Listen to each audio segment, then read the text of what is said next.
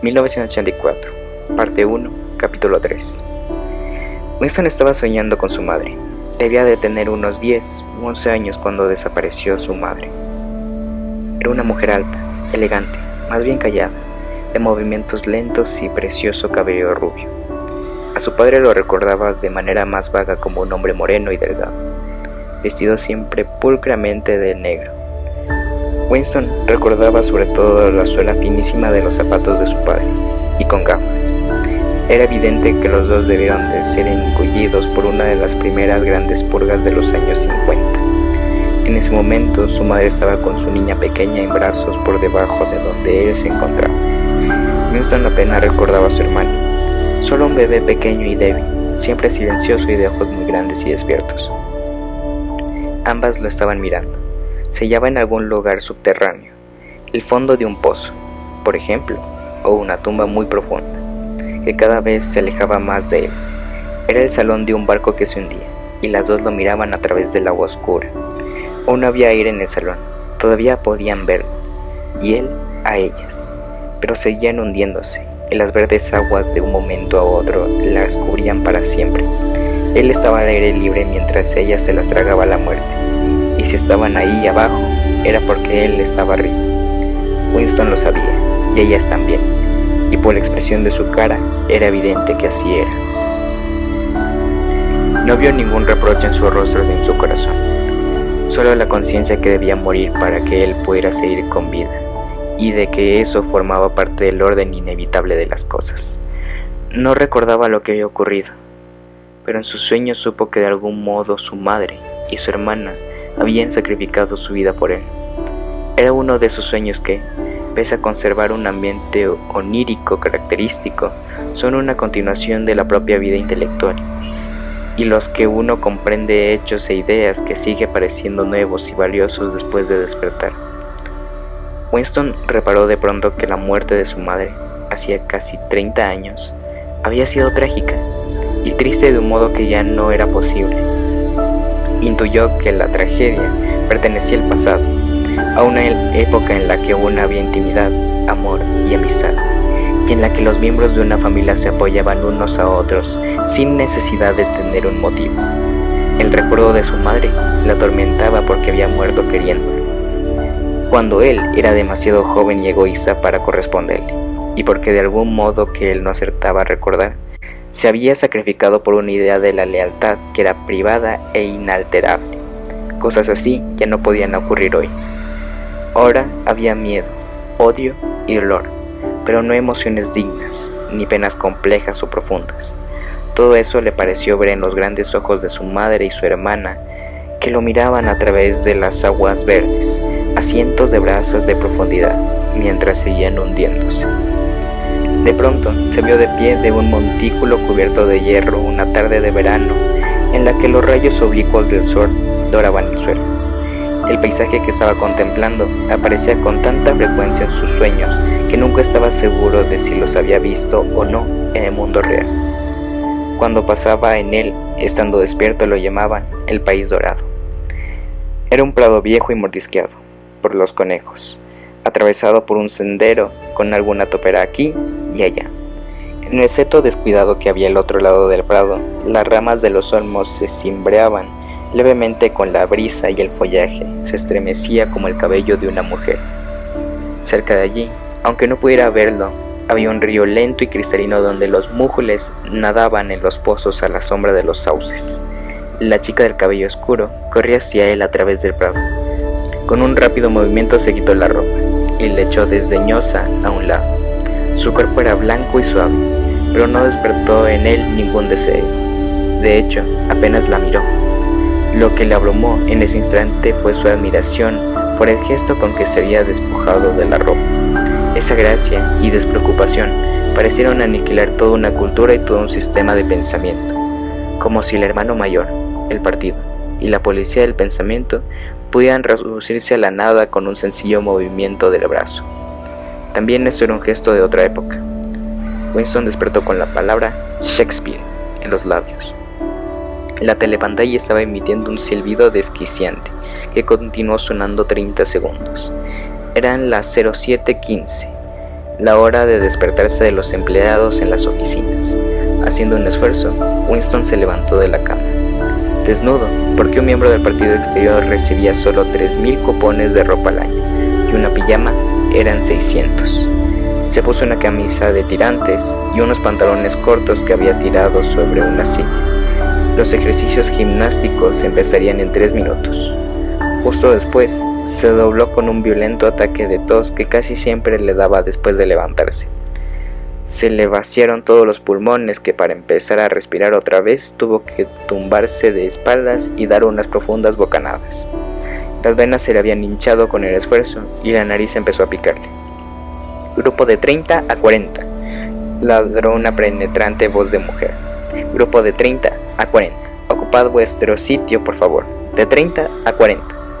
Winston se puso en posición de firmes delante de la telepantalla, desde donde había aparecido ya la imagen de una joven escuálida pero musculosa, vestida con una blusa y unas zapatillas deportivas. Flexionad y extended los brazos, dijo con voz seca. Contad conmigo. 1, 2, 3, 4. Vamos, camaradas. Un poco más de entusiasmo. 1, 2, 3, 4. 1, 2, 3, 4.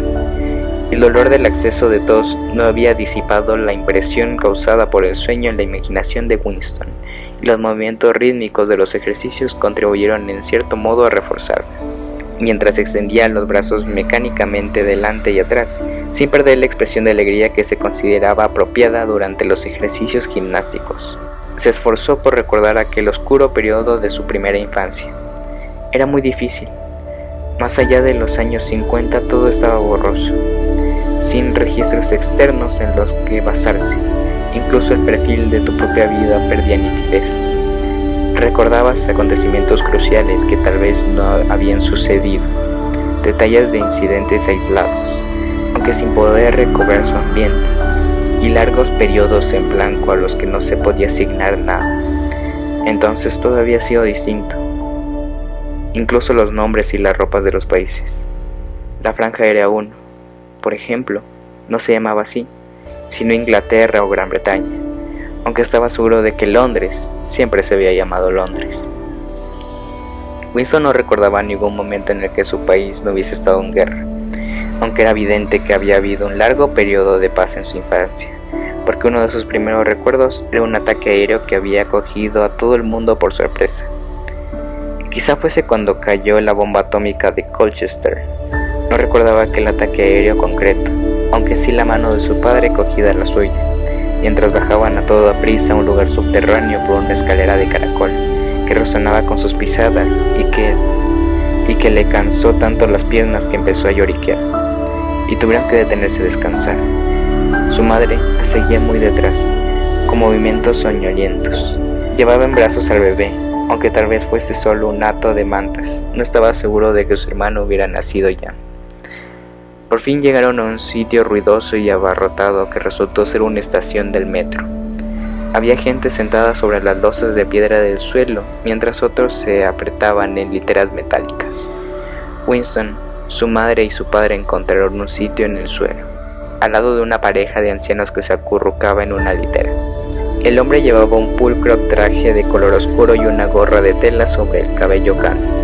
Tenía el rostro rubicundo y los ojos azules y lacrimosos.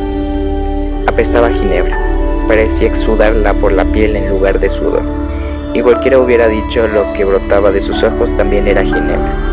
Pero, aunque estuviese un poco borracho, su olor era genuino e insoportable.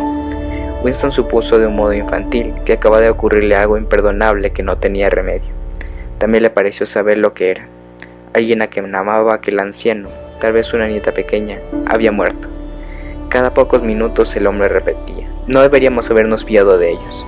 Te lo dije, ma. ¿Lo recuerdas? Eso nos pasa por fiarnos de ellos. Te lo había dicho. No deberíamos habernos fiado de esos cabrones. Pero Winston no recordaba quiénes eran esos cabrones de los que no deberían haberse fiado. A partir de esa época, la guerra había sido incesante, aunque para ser precisos, no se había tratado siempre de la misma guerra. Varios meses de su infancia había habido confusos combates callejeros en el propio Londres, y alguno lo recordaba con mucha claridad. pero construir la historia de aquel periodo y decir quién luchaba con quién en cada momento había sido totalmente insoportable, puesto que no había registro escrito y nadie hablaba más de la situación presente. En aquel momento, por ejemplo, en 1984, si es que estaban en 1984, Oceanía estaba en guerra con Eurasia y era aliado de Asia. En ningún foro público ni privado se admitía jamás que las tres potencias se hubiesen aliado nunca de otro modo. En realidad, Winston sabía muy bien que apenas hacía 4 años que Oceanía había estado en guerra con Asia y aliada con Eurasia. Pero eso era solo un jirón del conocimiento furtivo que tenía porque su memoria no estaba controlada del todo. Oficialmente, el cambio de aliados no había sucedido nunca. Oceanía estaba en guerra con Eurasia y por tanto, Oceanía siempre había estado en guerra con Eurasia. El enemigo de aquel momento representaba siempre el mal absoluto, y de ahí se deducía que cualquier pacto pasado o futuro con él fuese inconcebible. Lo más terrible, reflexionó por enésima vez mientras echaba dolorido los hombros hacia atrás, estaba girando el cuerpo por la cintura con las manos en las caderas, un ejercicio que se suponía era beneficioso para los músculos de la espalda. Lo más terrible era que cabía la posibilidad de que todo fuese cierto. Si el partido podía echar mano al pasado y decidir de este o aquel acontecimiento nunca ocurrió, era mucho más aterrador que la mera tortura y la muerte. El partido afirmaba que Oceanía jamás había sido aliada de Eurasia. Él, Winston Smith, sabía que Oceanía había estado aliado con Eurasia apenas 4 años antes, pero ¿existía ese conocimiento? Solo en su propia conciencia, que en cualquier caso pronto sería aniquilado. Y si todos aceptaban la mentira impuesta por el partido, si todos los archivos controlaban la misma mentira, la mentira pasaba a la historia y se convertía en verdad, ¿quién controla el pasado? Decía la consigna del partido, controla el futuro. Quien controla el presente, controla el pasado. Y aún así el pasado, a pesar de ser alterable por naturaleza, nunca había sido alterado. Lo que era cierto hoy lo había sido siempre, y lo sería hasta el fin de la eternidad. Era muy sencillo. Lo único que se necesitaba era una interminable serie de victorias sobre su propia memoria. Lo llamaban control de la realidad y, en nueva lengua, doble piensa.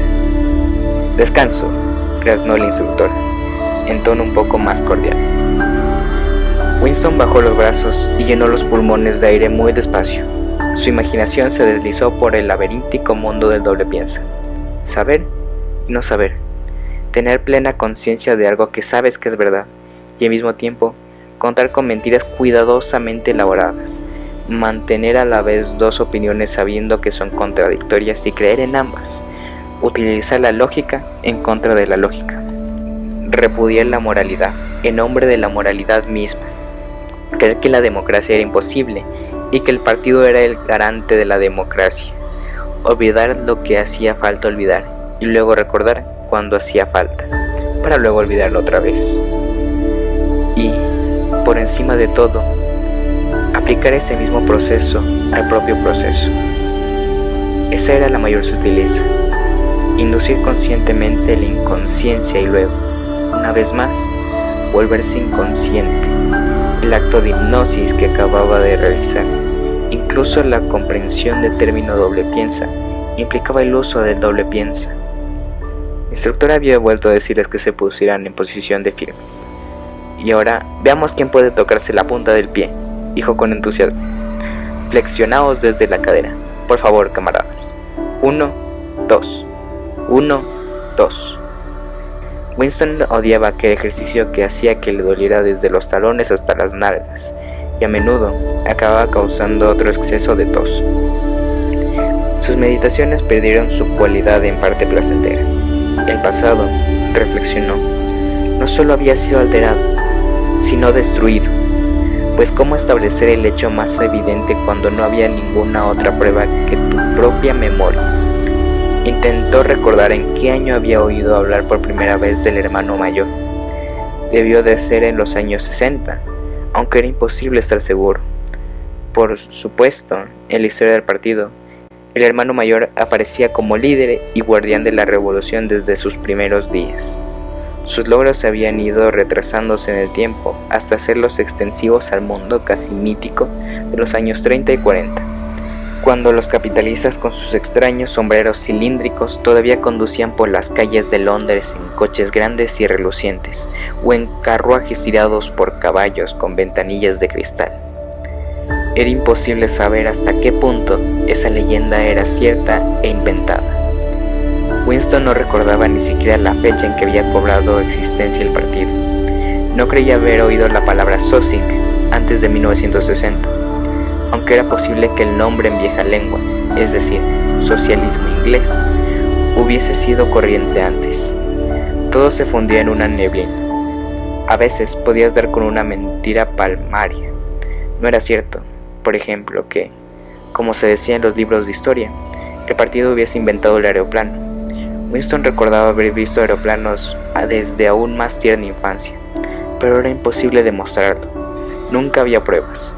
Solo una vez en toda su vida había tenido en sus manos una prueba documentada e inequívoca de la falsificación de un hecho histórico, y en aquella ocasión, ¡Smith!, gritó la voz enfadada desde la telepantalla.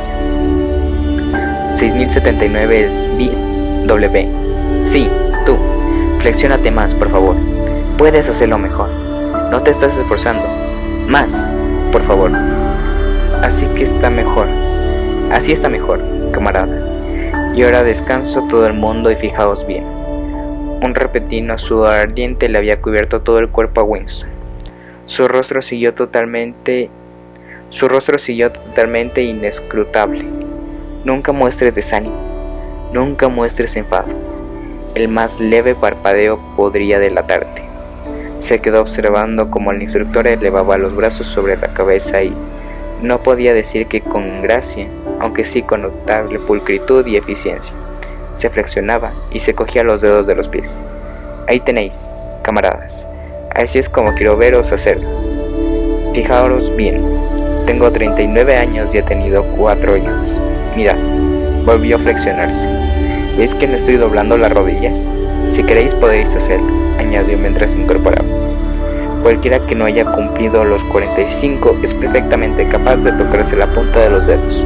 No todos tenemos el privilegio de combatir en el frente, pero al menos podemos mantenernos en forma. Recordad a nuestros muchachos en el frente Malabar y a los marineros de las fortalezas flotantes. Pensad en todo lo que tienen que soportar. Y ahora, volved a intentarlo.